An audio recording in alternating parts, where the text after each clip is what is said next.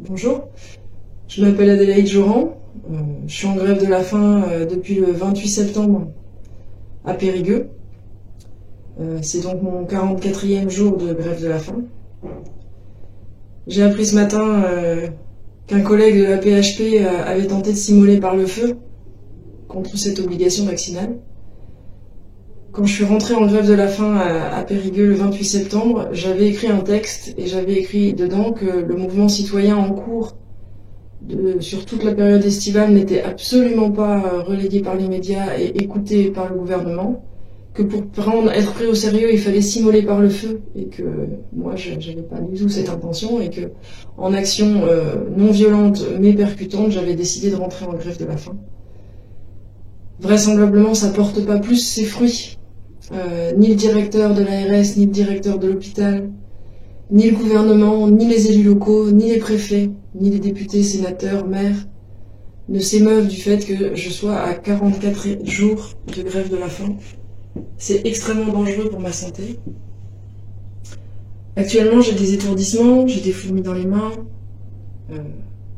j'ai une sensation de faim importante, j'ai des pics tensionnels. Ma santé est en jeu. Je ne veux pas jouer le martyr, donc je décide d'arrêter aujourd'hui la grève de la faim. Cependant, je suis effarée de l'attitude de nos dirigeants. Je pense que le mot non-assistance à personne en danger prend tout son sens. Je suis extrêmement inquiète du tour que prend la société et l'éthique de nos dirigeants, qui ne sont du coup absolument pas là pour préserver la population, quoi qu'il en coûte, comme a dit notre président. L'économie passe en premier. Il s'agit de forcer les consciences à cette obligation vaccinale. J'ai perdu mon emploi pour cette raison. Si on fait un parallèle avec la population française, je pense qu'on peut vraiment énoncer la notion de crime contre l'humanité.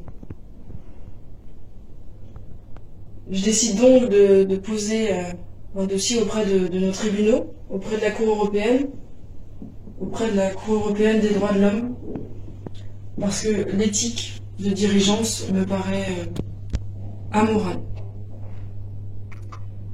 J'invite toutes les personnes qui ont, comme moi, entamé une grève de la faim sur le territoire. En général, elles sont terminées. Je les invite à me rejoindre pour co-signer ces recours, ainsi que tous les militants qui sont présents sur le terrain depuis la période estivale, depuis le 12 juillet, depuis l'annonce de cette loi du 5 août. On est nombreux, on est extrêmement nombreux. Et actuellement, je suis en itinérance vers le Rassemblement national à Suresnes, la marche du réveil. Donc je vous invite à me rejoindre de façon à ce que tous ensemble, on puisse essayer de changer la donne. Cette société-là, elle ne nous correspond pas, c'est pas le système de demain que l'on veut, pour nous, pour nos enfants et pour notre République.